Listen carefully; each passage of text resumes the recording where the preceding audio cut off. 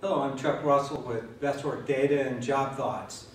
And this is the first in a series of videos designed to help you have a better job search, a more effective job search. It's a difficult time being in a job search because, frankly, the game is rigged against you. What I mean by that is we have a very poor model of matching you and your talent with companies that are seeking talent. Now, right now, we're in a difficult time in our economy. Millions of jobs have been lost. Most of those jobs aren't going to be back again. However, new jobs are being created every day. Jobs with different titles, jobs with different skills, all types of jobs.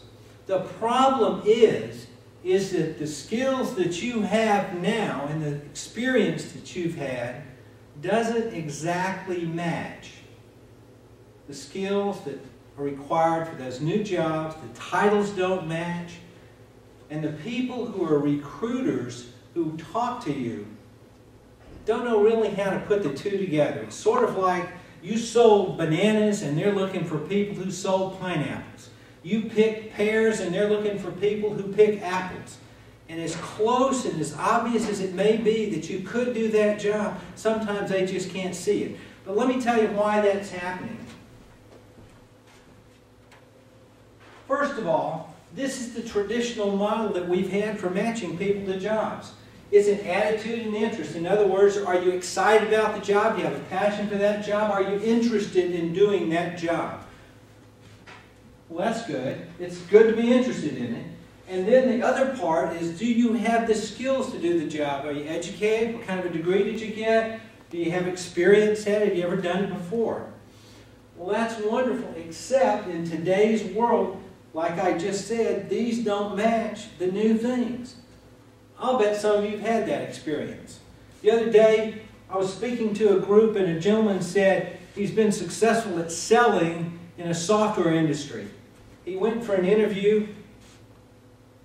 The CEO of the company really liked him. And the other people liked him. But at the end, the CEO said, you know, I've just got a hunch you could really do well here. I know you could, but you know, you've really never sold our stuff, and I just am not so sure about that. He didn't get the job because they couldn't match pineapples and bananas. Now, I want you to get a different idea of job matching.